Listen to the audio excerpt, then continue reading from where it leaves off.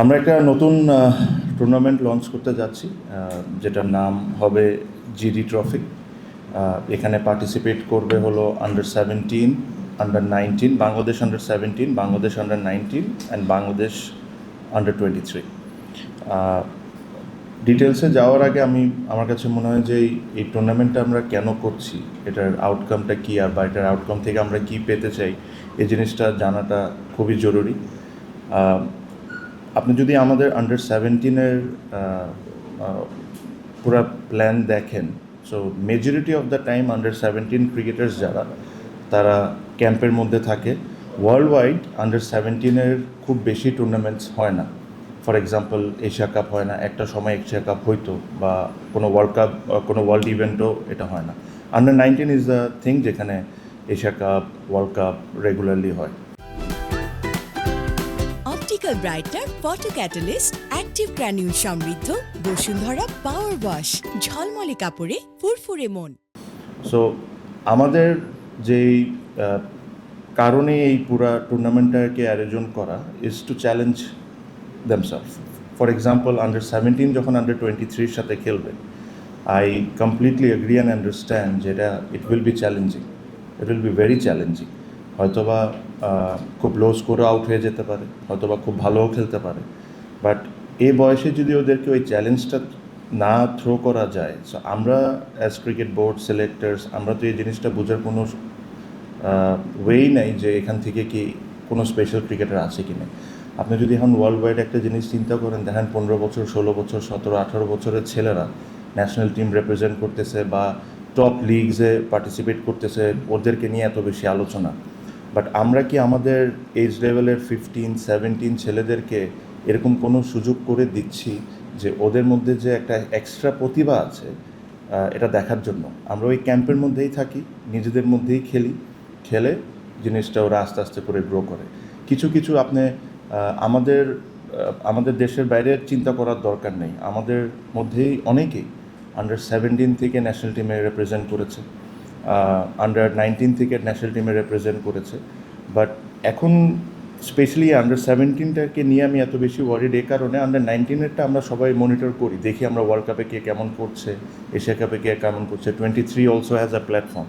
But under 15 বলেন, under 17 বলেন, এখানে হয়তো এমন একজন থাকতেই পারে যে খুব special, probably ready to play BPL, ready to play a team or HP team, but তাদের জন্য তো ওই প্ল্যাটফর্মটা আমরা তৈরি করে দিচ্ছি না।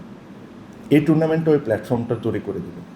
যখন একটা আন্ডার 17, বাংলাদেশ আন্ডার 17 যখন বাংলাদেশ 23-র সাথে খেলবে, again this will be challenging for most of the time. But এখান থেকে যদি একটা আন্ডার 17-এর ছেলে 3টা উইকেট পায় বা একটা 50 রান করে, imagine the confidence this guy is going to have. Or আমাদেরকেও আইডেন্টিফাই করার জন্য এটা খুবই ভালো একটা প্ল্যাটফর্ম হবে, যে দেখার জন্য যে না, is ready for the next level. So that is the whole concept এটার পিছনে। আর এটা জাস্ট এই সিজনের জন্যই না, আমি আমাদের গেম ডেভেলপমেন্টের চেয়ারম্যানকে বলেছিও, রিকোয়েস্টও করেছি, সো দ্যাট এটা এভরি ইয়ারের ক্যালেন্ডারে যেরকম থাকে। সিমিলারলি আমরা চেষ্টা করব যে এটা উমেন্সে করার জন্য, উমেন্স ক্রিকেটকে আমার কাছে মনে হয় যে আমাদের ইম্পর্টেন্সটা এখন অনেক বেশি দেওয়া উচিত। বিকজ যদি আমাদের ওমেন্স টিমের পারফরমেন্স দেখেন, এই লাস্ট ওয়ার্ল্ড কাপে যদি দেখেন, প্রথমবারের মতো 2টা ম্যাচ জিতেছে, বাট তার বাইরেও যে 2টা ম্যাচে তারা কম্পিট করেছে, দে ওয়ার ভেরি ক্লোজ কিন্তু। So probably they need another 10-15% push or to improve 10-15-20% to win those games.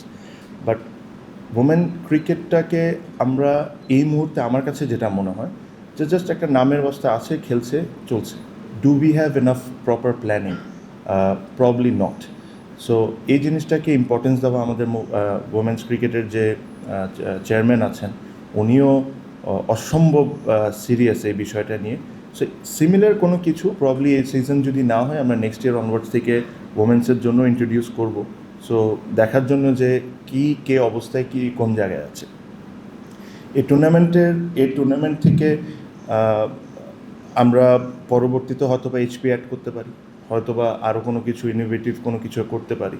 But যে কনসেপ্টটা আমি আপনাকে বললাম, যে ট্যালেন্টটাকে খুঁজে বের করা বা আইডেন্টিফাই করা, এটার জন্য একটা কম্পিটিটিভনেস টুর্নামেন্টটা দরকার।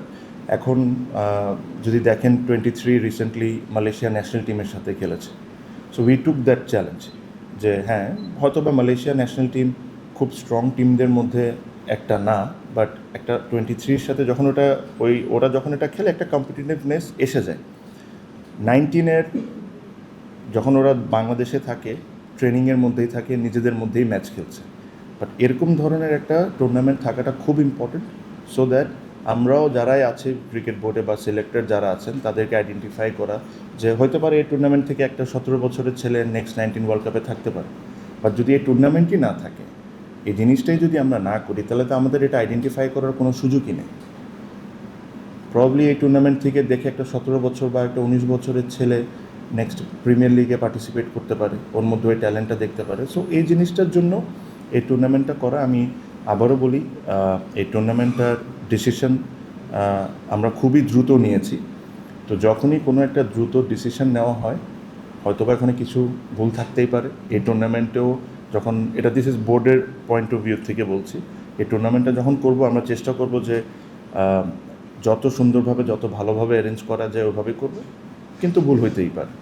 বাট ভুলের কথা চিন্তা করে কোনো কিছু করব না, আমি ওই ধরনের মেন্টালিটির না। যদি ভুল হয়ে থাকে আমরা নেক্সট ইয়ার ওটাকে আরও বেটার করব। সিমিলারলি আপনি যদি এই ন্যাশনাল লিগের এনসিএলের যে সেকেন্ড 11টা আমরা এবার করতে যাচ্ছি, আমি জানি, আমি এটাও বুঝি যে প্রসেসটা কীভাবে স্কোয়াড হবে, এই হবে সে হবে, হইতে পারে আমাদের এখানে 19-20 ভুল হইতে পারে, বাট তার মানে এটা কি আমি এটার চিন্তা করে আমি সিজন করবো না? না, আমি এটা করব।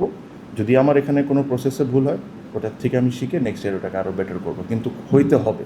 That is my challenge and this is what I am going to do.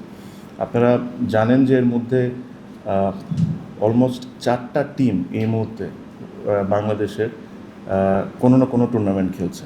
South আফ্রিকায় আছে, অস্ট্রেলিয়ায় আছে। This is something very rare, মানে এটা নর্মালি হয় না। অ্যাকচুয়ালি ছিল 5টা টিম, আন্ডার 23ও রিসেন্টলি খেলেছে। সো যত বেশি খেলার অপরচুনিটি থাকবে, যত বেশি এরা বিভিন্ন কম্পিটিশন খেলবে, অতটা আমরা প্লেয়ার আইডেন্টিফাই করতে পারবো, অতটা আমাদের গ্রো করতে হবে। আমি যখন সিলেক্টেডদের সাথে কথা বলেছি, আমি কথাতে আমি সিলেকশনে একদমই বলতে পারেন ইনভলভ হই না। যদি কোনো সাজেশনস চায় বা আমার যদি মনে হয়, তখন আমি হালকা পাতলা 1-2টা কথা বলতে পারি। বাট আমার একটা message to the selectors is very clear, age should not be a matter. If a particular player is fit and performing, আর ও যদি বাংলাদেশকে 2 বছর 3 বছরও যদি সার্ভিস দিতে পারে, you should always count. Because আমার কাছে we all look for youngsters, young players, it is fine, but এটার কথা চিন্তা করতে করতে আমরা একটা অনেক বড় এক্সপিরিয়েন্সড ক্রিকেটারদেরকে কিন্তু ওভারলুক করেছি ওভার দ্য ইয়ার্স। সো আমার তরফ থেকে মেসেজটা is very clear, it is up to the selectors whom they are going to pick and not.